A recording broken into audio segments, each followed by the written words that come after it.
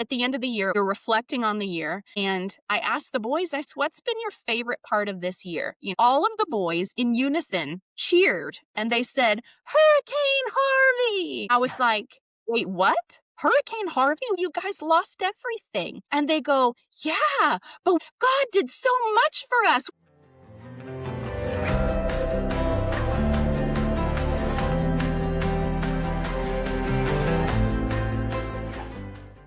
Welcome to Witness the Wonder.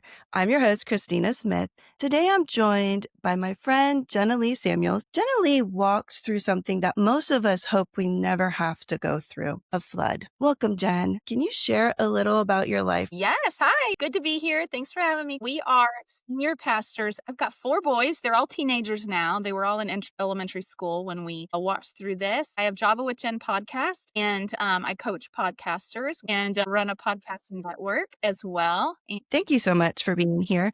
Why don't you take us back to that day? Absolutely. It's back in 2017, and we live on the coast in Texas near Houston.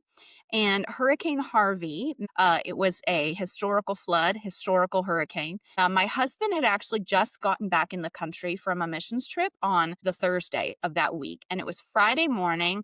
We kind of felt like, we could breathe. My husband is back in town. He was catching up on missed things. I'm on the floor folding laundry of all my kids. We had just gotten them to school, and I'm doing laundry and I'm watching the news. And a dear friend of mine, we always message each other when a hurricane is on the horizon, and they're talking about Hurricane Harvey. And, whenever you see these newscasters, sometimes they use inflated language. So you never know how seriously to take them. As I was kind of watching the news, and they were very concerned about the flooding and then the after flooding. And so I just remember consulting with the Holy Spirit. And I said, Lord, do we need to leave for this one? And the Holy Spirit said to me, he said, well, you can hunker down if you want to.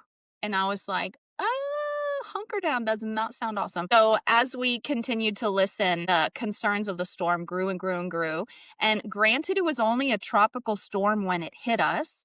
But it was such a slow moving storm, and it went out to the Gulf and came back 3 times, and it dumped historical amounts of water on our area.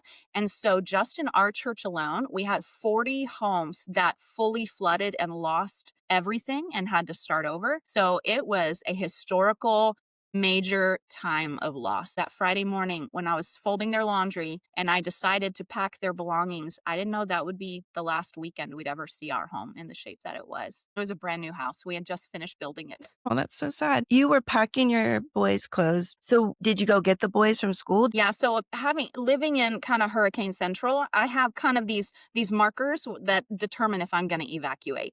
If it looks like we're going to lose power and if it looks like we're going to lose water, I don't stick around, because with 4 boys, I've got to be able to feed them and they've got to be able to go to the bathroom and shower. And so I decided that was Friday. So as I was folding laundry, I just started stacking it in piles to pack. And I went ahead and decided we were going to pack. So I started getting everything together while they were at school. When I picked them up from school, I just decided we were going to go. So I booked a hotel in Tyler, which is about 3 hours north. My husband being on a pastoral staff, I knew it was just going to be me and the kids leaving. I evacuated with a couple of close friends who also had young children. We just kind of hunkered down in Tyler. It looked like the storm was going to pass, but it was on Monday that it really started to hit. And it was like a nightmare that you just didn't wake up from. Did your husband get involved with rescue efforts? Absolutely. So when the hurricane hit, I just remember it moved very slow. Like it just, it kind of hovered over our area. And I think we had like 48 inches of water dropped in 24 hours. That's 4 feet of water, and that's enough to flood anybody. Our neighborhood, there's a canal that runs behind us, and the city had released the levee that keeps the water under control. So actually the homes in our whole area flooded both from the storm and from the city releasing the levee. So we ended up with about 10 feet of water in our house within just a few hours. So my husband had stayed back with my oldest son. They put sticks out in the front yard with like marker lines so they could tell how quickly the water was climbing. Once he saw that it was climbing significantly, and he was like, I'm not going to get out of our neighborhood if I don't leave now. It was like the middle of the night. They were picking picking up furniture around the house and trying to get it up off the ground, not realizing that was going to be a useless effort. So he tells my son, who's like 9 years old, go pack your things. So my son was thinking, oh, I'll be back tomorrow. So I'll just put clothes on and pack my Kindle and I'll be good. Well, he didn't realize he was going to lose all of his belongings. So they went to the church. It was 1 to 2 weeks before we ever put foot on our property again because there was about 11 or 12 feet of water in our neighborhood. It was kind of traumatizing being on Facebook. The news is covering it. And on Facebook, people are posting all of these pleas for help. We're stuck on our roof and the water's rising quickly. Just seeing people's pleas for survival online and being stuck in Tyler, unable to help. It was the churches and them good old Texan boys that went to the rescue, the Waco Navy and the Cajun Navy that got there before any government or rescue teams. So it was just people pulling up their bootstraps and saving their neighbors. That's how people survived the flooding. My oldest son, my husband had sent him with my sister-in-law to Louisiana. I'm up in Tyler, Texas, and my oldest son is out of reach with my sister. I'm like, bring me my kid. You'd go to bed and think that when you woke up, the sun would be shining and it would all be over. It just wouldn't stop because it was such a long, slow storm. So my husband is bouncing from place to place, trying to find somewhere to sleep, doing rescue missions and literally pulling people off their roofs and hoping they make it into the boat. My son is in Louisiana and my sister-in-law finally got him to me in Tyler. I just remember when he got out of the car, he was wearing rain boots. He was in his little clothes. He had not packed anything but his Kindle, and he had no clue what was going on. I knew what was going on, and I see him get out of the car, and I said, okay, baby, where's your things? And he goes, well, this is my stuff. And I had to literally hold back tears because in that moment I realized this kid doesn't know he has nothing. Like he has nothing except for the rain boots on his feet and the clothes that don't match and this stranger's underwear that he borrowed when he stayed in Louisiana. And so I kept myself composed because I didn't want him to panic, you know? And I said, buddy, that's okay. We'll go to Walmart. We'll just get you some outfits because you didn't realize we might be gone for a little while. So we got him some clothes. But in all the midst of this, we still didn't know the condition of our home. And I kept asking my husband, does anyone have a drone that they can send over our neighborhood? So finally, it was probably almost a week before we were able to even know the condition of our home. I was at the hotel on my computer. I had music playing and it was Jen Johnson, and it was a song, It's Gonna Be Okay. And I just remember it was playing in the background, and my husband sent me a link, and he said, hey, go to this Facebook post. They posted our neighborhood. And so I go to the post, and in this post, you see boats floating through our neighborhood, hollering for survivors at rooftop level in case people are trapped in their attics. And in the background is this song, It's Gonna Be Okay. And I was like, the Lord is so kind. Even in that moment, he was like, it's going to be okay. I've got you. Sorry. I'm like, there's going to be No, tears it's randomly. okay. But a couple days before I saw that video, I had a dream. My husband and I had been on the phone. He was telling me about the rescue missions. We were wondering about the severity of our home, realizing we had just emptied our savings building the house. We'd only lived in it for 6 months. He had not gotten flood insurance because we were in a no flood zone. And I had a dream the night before. I dreamt that I walked in the front door of my house and I saw water lines up the walls to about halfway up the TV. So above the fireplace, maybe a couple of feet up, about 7.5 to 8 feet. In the dream, the walls were white and I had so much peace. And that was it. I just saw the water lines. And in my heart, I knew we lost everything downstairs, but it's going to be okay. And so I shared that dream with my husband. I said, babe, I had this dream and I feel like the Lord's saying it's going to be all right. I think we lost everything, but we're going to be okay. And so the irony of the fact that that's the song that was playing when I watched that video from the Waco Navy. And then I have a video where when my husband was going through the house for the first time, the camera pans very quickly in the living room and you can see water lines up to halfway up where my TV was, just like it was in my dream. That's how we found out the condition of the home. But even in those moments, I was already seeing the fingerprints of God just loving on us and walking with us in our journey. So beautiful.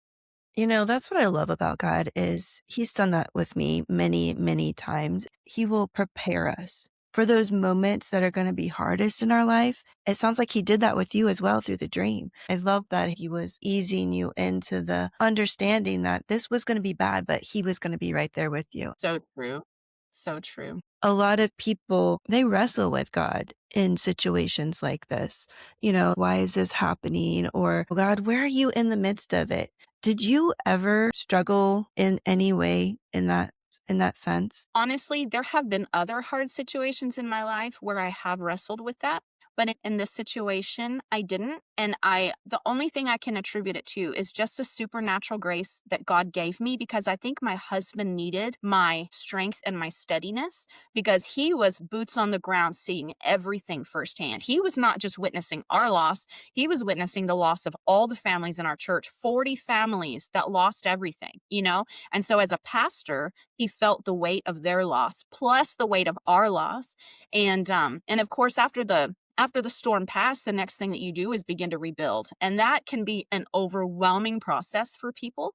I will say the nation showed up at our doorstep. The Amish people, the Mennonites, moved in literally for 2 to 3 years following. They just quietly, heads down, rebuilt homes for years after this. They rebuilt our home. The church just showed up. The church poured out money, resources. Before you knew it, the gym at our church became a huge warehouse and a housing ground for volunteers. There was a moment where my husband, because he was working with so many volunteers, there was a gentleman who had come in town from Nashville. His name was Jay Hall, and he owns a furniture store that celebrities shop at, like wonderful furniture. He's talking to my husband. I guess he has family in the area, so he was prepared to help take care of his family. As he's talking to Stephen, he goes, "Hey, by the way, how's your house?" Stephen was like, "Well, we lost everything. Our whole bottom floor is destroyed." And so Jay looks at him and he says, "Stephen, when this is all said and done, you let me know and I'm going to furnish your entire house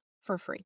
It was so overwhelming, but I think it's exactly what Stephen needed in that moment, to feel like God's got us. God gave me a dream. He gave Stephen a promise of furniture. Sure enough, 9 months later, Jay called us and he put me on FaceTime for like 2 hours. We walked around his warehouse and I picked furniture from Nashville on FaceTime, and we're still using that furniture today. And so that was just a beautiful moment where the Lord just showed up. He showed up in so many ways that I couldn't get to in a place where I felt abandoned by him, because it was his tenderness and his attentiveness. We were called by the school the boys went to, and they said, "Hey, someone paid off the boys' tuition and their lunches for the rest of the year, so you don't have to worry about that."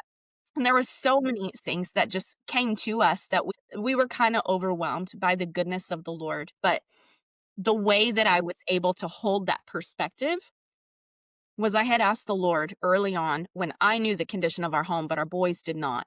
And they're young. I realized this is a life trauma. This is something that people oftentimes may only walk through once, if they walk through it at all.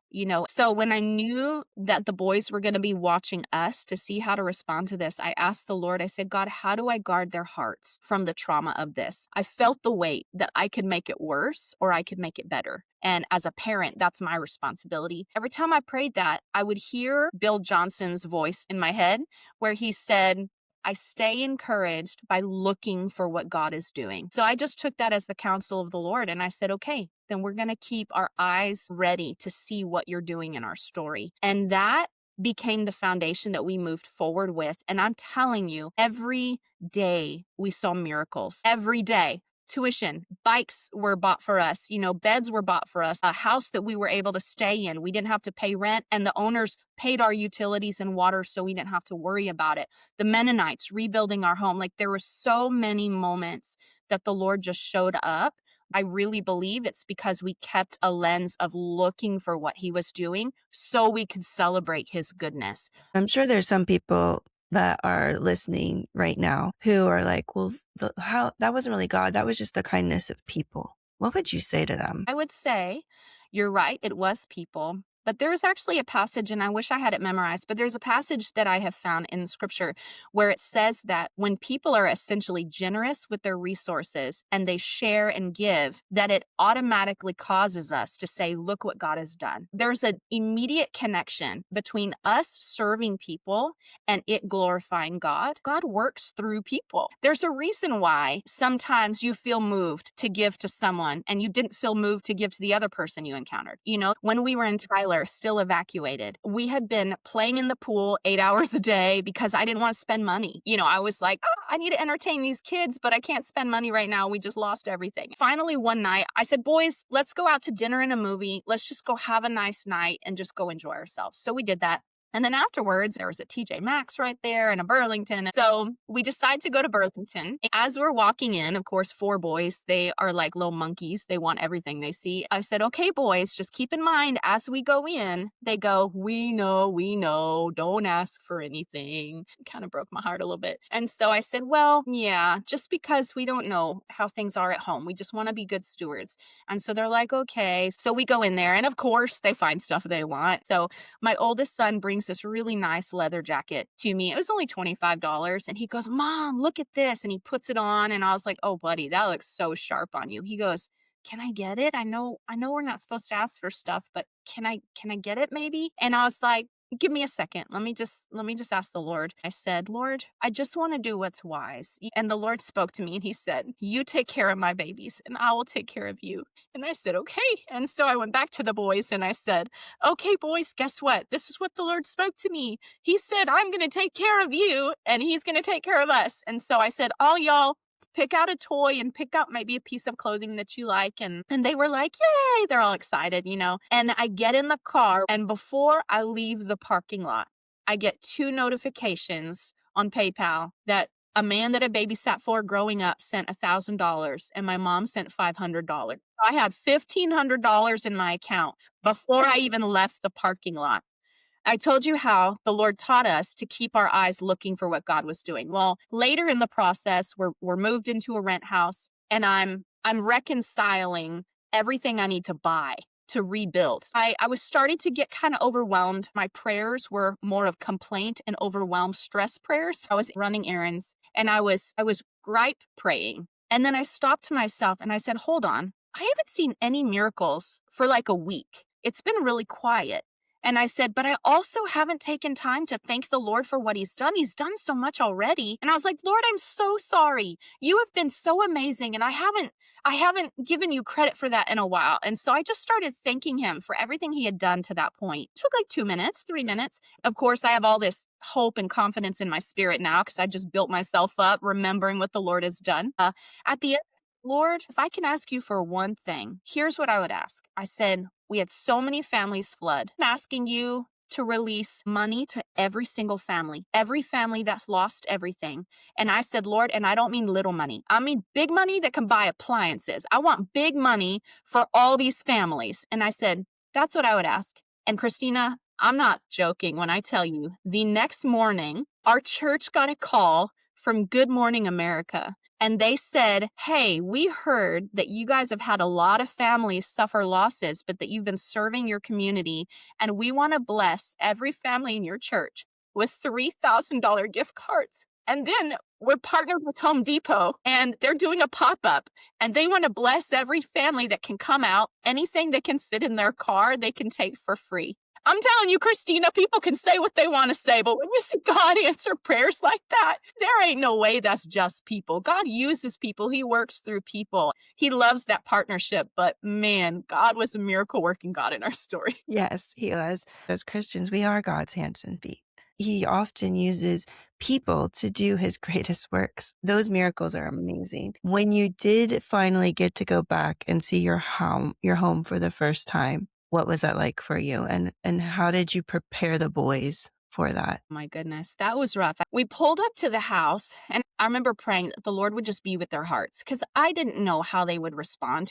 I didn't even know if it was the right move to take them to the house. I knew they'd have to go back eventually. People had been so kind, they had gutted our home so that we didn't have to see all our belongings destroyed in the house, at least. They were piled in the front yard. And so that was its own stunning vision, just seeing all of our belongings flooded and mucked up and piled up in the yard. So we pull into the driveway, and Shiloh, my youngest, was like 5 years old. And he had had this toy. It was like a farmhouse toy. It was really big and had all these bells and whistles, and he loved that sucker. I almost brought it with us when we evacuated, but I didn't have room in the car. And we get out of the car, and he sees that piled in the front yard, and he goes running, and he goes, "My farm!" And he runs to it, and we had to yell for him to stop because everything that's out there is disgusting in like this nasty, sewagey, horrible, infested waters. So he just stood there and he looked at his toys in the front yard, and he realized he couldn't do anything about it. He turned around, he buried his face in my husband's legs, and he just cried. It was the saddest little thing. And it was like we had to balance the holding space for their very real emotions and let them express their emotions, and then gently remind them, hey, remember what God has done for us? Remember what God is doing? And so it was like this little dance of trying to be really sensitive to what their hearts needed, because I didn't ever want them to feel like it wasn't spiritual for them to share their hurt feelings or their losses, you know? I just tried that after we processed all those emotions, we would gently point their eyes back to how good God had been so far and that he was going to keep taking care of us. And so as we walked through the house, I was watching those clips before this, and there was one clip where I'm filming Shiloh coming to me, and the house is all gutted, and he's walking up, and you can see there had been tears on his face, and he's, little 5-year-old sweetheart. And he walks up and he's kind of face plants into my legs and just starts crying. And I said, "Are you okay, buddy?" And he goes, "No." And I said, "How are you feeling?" And he goes, "Sad." And he's wiping tears. And then the other part of the room, you see my other son hugging my husband and doing the same thing. And so they definitely had that sense of grief and loss. But as they walked through that, we just kept reminding them of how good God was and that it was okay to feel that loss. And God understands, but that's not the end of our story. It was a delicate balance walking with them through that. Yeah.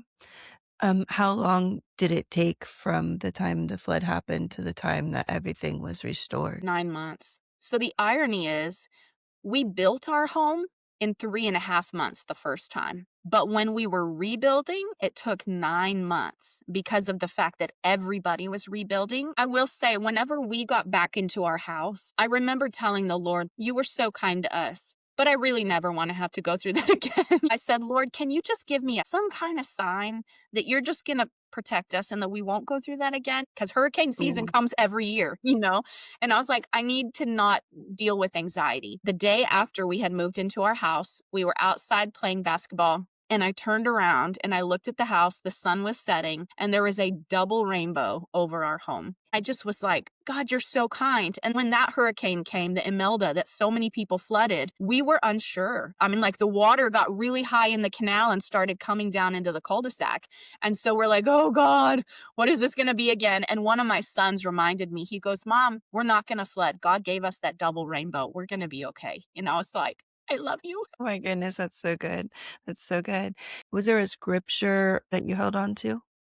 I think that phrase from Bill Johnson was the closest of not that there weren't scriptures that ministered to me during the time, because there was many. When we had built the home, we had written scriptures all over the studs and the floors, and it became this beautiful situation where our house was preaching back to us the goodness of God after it was gutted. One particular passage where it says, "The prayer of this house will always be before the Lord, and that he would always attend to the needs of this home." And it built my spirit so much. Every time I would get nervous, I would be reminded of that scripture. I took a picture of that one, and I keep that in my camera roll as well. It was a mental discipline to remind ourselves to recall the works of the Lord and stay encouraged by looking for his handprints all the time. It sounds more like a prophecy that you wrote on those 2x4s because that's exactly what he did through that process. If someone's listening right now and maybe they feel like their life is being flooded, not necessarily by actual flood waters, but just by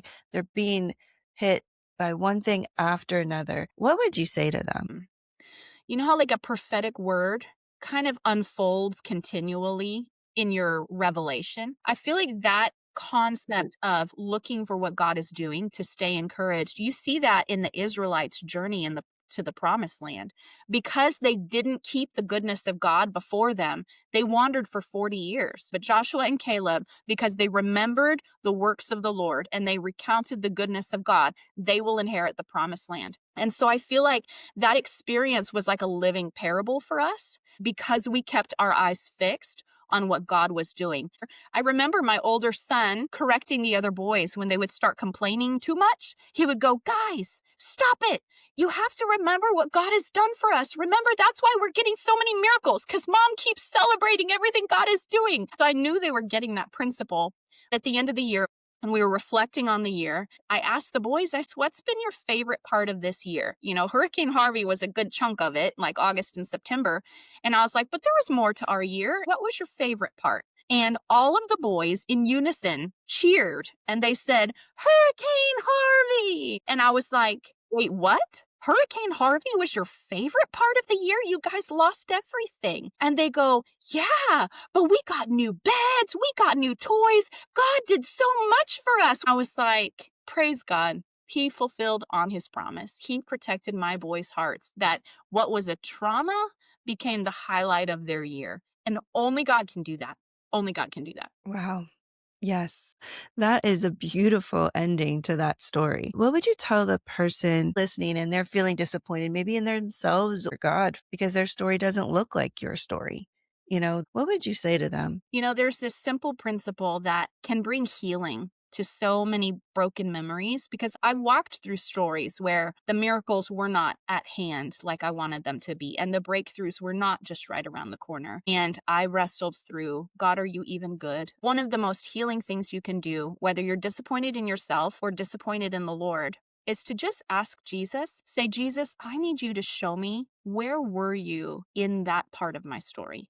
Because some of the most traumatizing moments of our lives, Jesus is there. He promises to never leave us or forsake us. So that means he was there. And I don't have an answer for why certain things happen. And I think there's a lot of things we'll understand when we get to heaven. But what I do know is God promises never to leave us or forsake us. And he is true to that promise. I know so many people who've gotten free from years of trauma simply by asking that question. Absolutely. Jenilee, this has been so good. Thank you so much for being here and for sharing your story with us. If our listeners want to follow your podcast, Java with Jen, or just connect with you, how can they do that? Pretty much you can Google me and find all the things. I want to point your listeners to a resource that I have. A lot of what made our story so special was the fact that I knew how to hear God's voice. I have a 5-day email sequence that gives people very simple exercises to awaken their sensitivity to hearing him speak because he is speaking and it's usually just about us learning to recognize.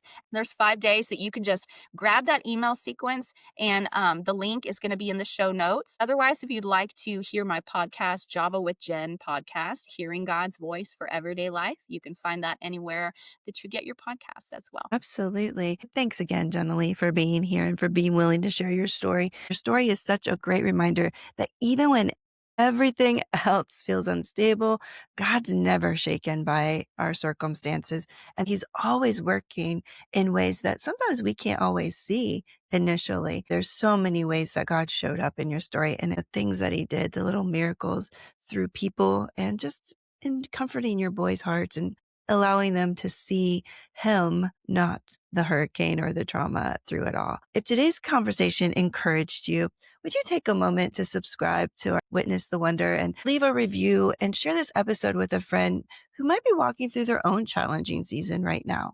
I just want to say thank you for watching today and always remember, God is always at work in your story.